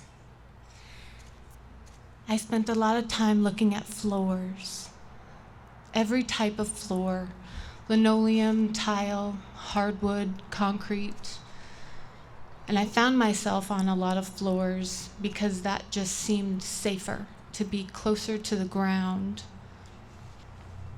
My lack of confidence led me to, well, I drank a lot, and I'm an alcoholic. And my alcoholism brought me to very dark, disgusting places, including the Ada County Jail with concrete floors that are very disgusting. and really gross carpet. I was 34 years old when that happened. And I remember sitting on the concrete, and I had a video visit with my daughter. She's 13 now. And during that video visit, she said, "Mom, are you dead? I can't touch you." And it was in that moment that I vowed to never go there again. And one thing about Ada County Jail is you have to do your own chores. And mine was the floors. And I had to vacuum and sweep with a very old vacuum. And I went through every single emotion with that vacuum, pushing it back and forth over dorm 3. And on that same day of that video visit, I promised myself if I ever got out of that jail, if I ever got clean, if I ever got sober, I would clean my floors. I would take good care of them. And I just wanted to have my own floor. And I did get out. And I rebuilt my life, and I have been sober since that time. And now have all the things I didn't back then.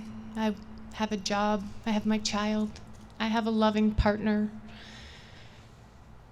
and we're building a home. And so, in our first photo was right when we were on the lockdown, for better or worse phrasing. I'm not sure what to call it anymore, but we still had the house, little 752 square foot house that we knew we were gonna demolish and build something quite big. And then the 3 of us plus our little dog, we were now in this little tiny space, just like all of you. Probably your world got really tiny, really quick, and perspective somehow shifted in ways I've never thought about the world before. And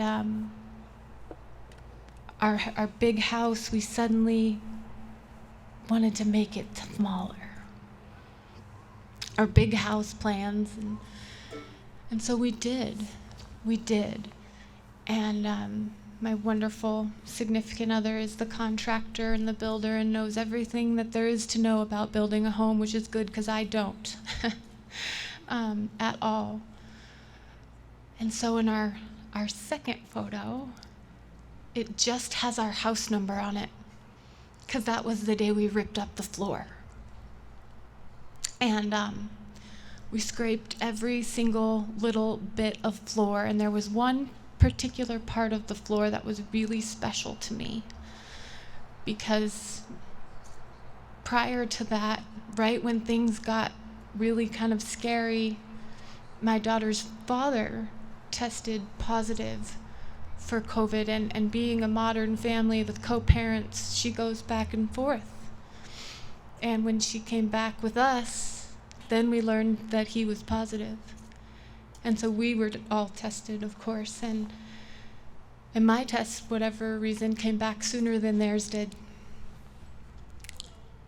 And I found myself on the floor again, that one little section of the floor that I didn't want to rip up that day. But because I was so scared that I was going to lose them both again and not have any, that sacred space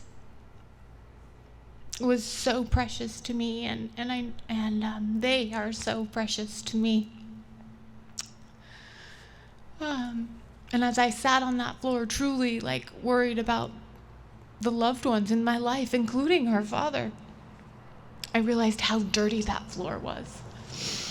And I remembered that promise to myself to clean your floor. You are blessed to have a life today that you get to clean your own floor. And so I got up and cleaned the floor. And then, like I said, we demolished the floor. And then there was truly, truly nothing. And there is a house there today. Well, there is a structure. Building a house during this time has been very interesting. It's 3 times as expensive and twice as long, and it's exactly as it should be. It's exactly as it should be.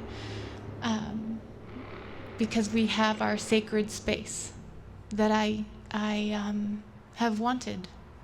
And I can look up now.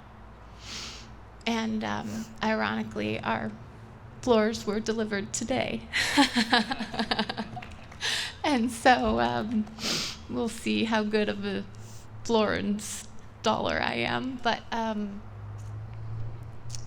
it's been truly amazing to have that perspective, to have that little moment where everything seems in focus, because that's not always the case.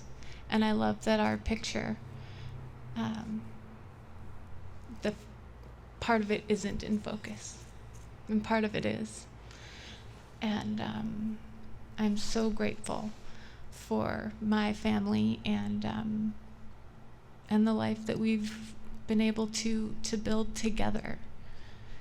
And I don't know if I would have the same respect and desire to hold that space as sacred as I do if it hadn't worked out the way that it's worked out. But as has been said beautifully by the other speakers, it just keeps happening and change keeps occurring. And I get to be present for that. And for that, I'm truly grateful. So thank you all very much for being here. That's all I have.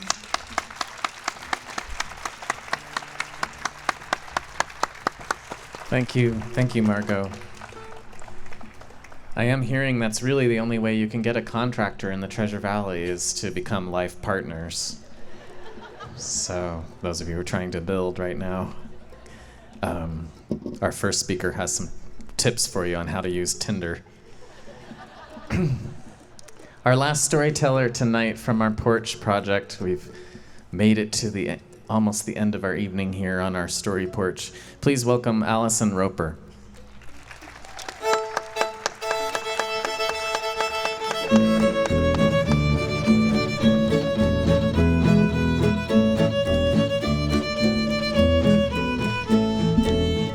Wow, it's bright up here.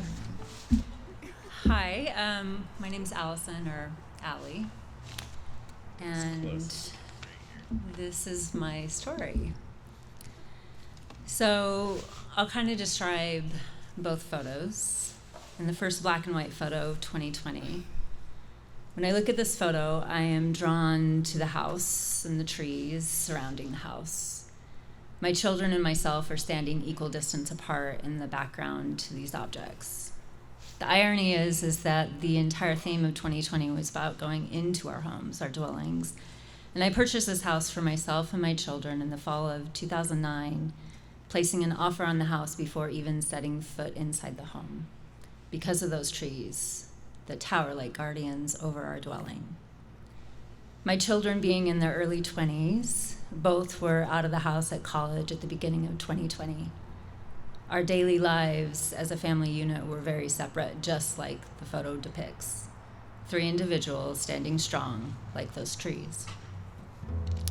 The second photo, the focus here is of our senior dog, Ginger, embraced and held and loved on the front porch between myself and my son. To tell the story of this past year, it is necessary to go back a little bit further, actually about a decade. And it begins with change. And that was when we had Ginger, or she was found for us and brought to us by some friends. And she was a stray, and at that time we were living in the basement house of a family member where we had all of our belongings in storage, and we were getting ready, loading up the van to drive from Idaho, through Mexico into Central America to live to Costa Rica for a year. just myself and my 2 children, and Ginger. And change happens, plans change. We couldn't drive, we had to fly. So we got all the necessary documents and the tickets, and then plans changed again, and a hurricane came, and Ginger wasn't able to come, and we flew without her. And she stayed with a family member. When we got to Costa Rica, we had to find our new normal, new land. It was beach, not inland Idaho. New language, new school, new friends, very far from our family members that we lived so close to when we lived in Idaho. And we embraced that change. And we also dealt with challenge. One evening, we were robbed in our home while we slept, and they proceeded to take all of our electronics. And when it happened, I awoke and I went to find the only 2 things that mattered, who were asleep in their beds, as everything else is just stuff. And we dealt with the challenge of roads being washed out, living in the jungle, and the critters finding themselves in our homes, and the scorpions, and creating a newness as you adjust and adapt. There's also a lot of joy. After we were robbed, we realized we needed a dog, which is why Ginger was in the picture to begin with. And we went to the local vet, and around the corner here was a kennel with this black lab who had the goofiest grin on his face. And my friend and I remarked that was a good dog, and he came home with us and stayed with us, and we ran him on the beach, and we would watch sunsets with our family, with our friends, as we were down there. We didn't have family down there. And we would notice, the simple things in life. And living in Costa Rica, it was the simple life. It wasn't always the easy life. There was a place to get your chicken, there was a place to get your fish, there was a place to get your produce, and figuring all these things out and getting from point A to point B would often be a struggle. But there was a lot of joy within that. We didn't have the technology that we do now. There was no social media, there was no constant bombardment of media. And there was also a global crisis going on at that time as well. If you remember 2008, 2009, financial crisis, not a health crisis. And we had our pod. We had our moms and our kids, and we were just living life in the jungle, in nature, the 3 of us. And there was also death within our story. One of the days, the kids' school was not too far from where we lived, about a mile, and we would walk on the dirt road to drop them off. And when I got back, there was a call from my father, and one of our family members had passed, making me not only a single parent, but the only parent. And as we flew home and dealt with logistics for 2 weeks and all the stuff and the drama, and it was such a blessing to be able to go back and deal with grief on a beach, something I always recommend. And there was a lot of happiness. When we returned, we went on vacation and we went to the volcano and we slid down the slides and we watched as this active volcano these boulders would tumble down at night, and we would talk about how grief and happiness are not separate, that we get to hold form with both. And with children, it's really easy for them to do that. And that brings me back to the current time and why I share that time. Our last year story cannot be told without going back. In 2020, when the lockdowns hit, both my children were out of the house a decade later from our time in Costa Rica. And they were forced back home. They were living in their dorms and apartments and living those lives and really leaving the nest, if you will, and creating their own memories with their classmates and friends and professors. And here they were in an instant forced back into their family home. And we dealt with change, lots of change. How to deal with online school. That's not easy for anybody or ideal. how to deal with the storms of the spring of 2020 with power outages. And I remember my son came in and, he was just so frustrated, and he's like face down on the couch, just groaning. He's like, this reminds me of Costa Rica, all the times. It was just the three of us. And there was a lot of challenge within that. My daughter graduated in our home, not big celebration at her school. Holidays were spent on Zoom with family. And it was, within that, there was a lot of joy. Joy of our neighbors and passing them and talking to neighbors I hadn't seen in a really long time who were just trying to connect. And, the times in the garden or walking in the foothills. And probably the biggest joy were our two pets, who Ginger joined us after we got back from Costa Rica. And they definitely were living their best life, and they loved us being there and would follow us from room to room. Where are we going to next? Where are we going to next? And one more walk, that's fine, and it was such a joy to have them. And my house was full again, 2 senior dogs and 2 adult children. And there was also death. In the spring of this year, as you can tell, a decade later, my dogs are older. They're senior dogs. And Shadow, his was very, very sudden. We woke up one morning and he wasn't moving, and we needed to put him down the next day. And I remember going into the vet's office, and he was doing better, and he approached each and every one of us, including the vet, with kisses and thanking each of us, and especially thanking the vet. It was so moving, of this, how do we embrace death and how to have a good death. And he went very, very peacefully. And a couple months later, actually that second photo where Ginger is being held, I had called Michelle a couple nights before when our photo was scheduled to be taken. And I told her I needed to postpone it because Ginger, who had been sick for the last year. She had been fighting diabetes and growths and going blind. And she kept coming back. We kept checking in with her. My rule was I would be willing to do anything for her as long as she wasn't suffering. And so it was very different than Shadow, where it was just night and day. And with Ginger, it was one of those things where my son would wake up in the morning and he would look at her to greet her, and we would just check in with her. We never knew what the next day would hold. And he would rub her ears, and he'd look into her eye to eye. He's very a kindred spirit to dogs. And he would look up at me with this smile and this smirk, and he's like, not dying today. And Ginger would just start dancing. She'd tap her feet on the kitchen floor and wag her tail, as if to respond, yeah, not today. And it was one of those things that we would do this time and time again, and, every morning that we would wake up.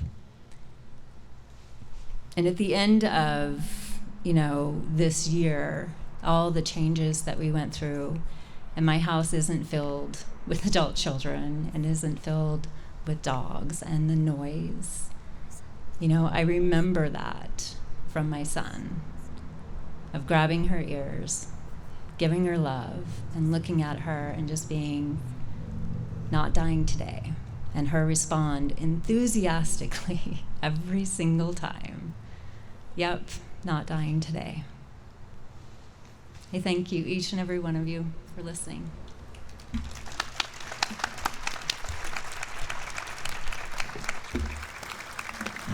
A big round for all of our storytellers tonight. Thank you to all of them.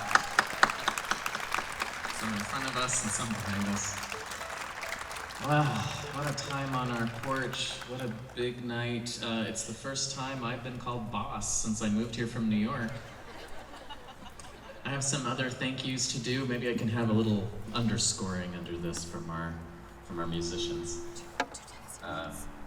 Stories come from the land as well as its people, and I want to acknowledge we are on the traditional land of the Shoshone Bannock people. Thanks again to the Idaho Community Foundation for supporting the creation of Story Story Porch Night. Story Story Night is supported by public funding for the arts through the Idaho Commission on the Arts, the Idaho Legislature, and the National Endowment for the Arts. Remember, you can listen to our podcasts from all our shows on iTunes, Stitcher, SoundCloud, wherever you listen to podcasts.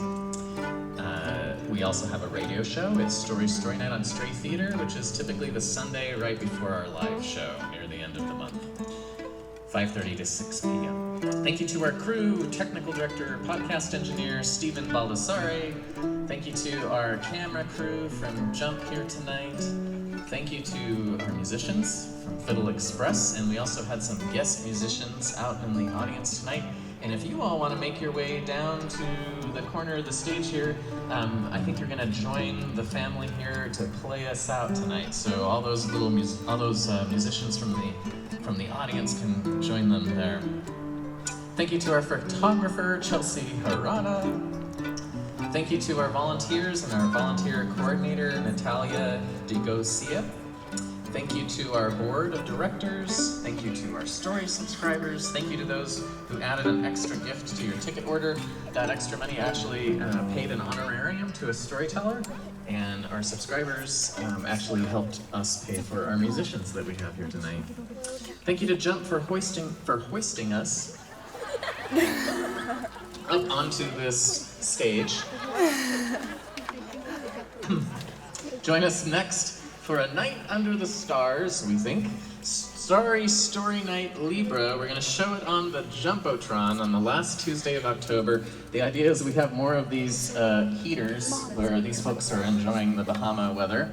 And we'll be over here with some hot drinks and a shorter program seeing Story Story Night Libra, which has some special speakers in that.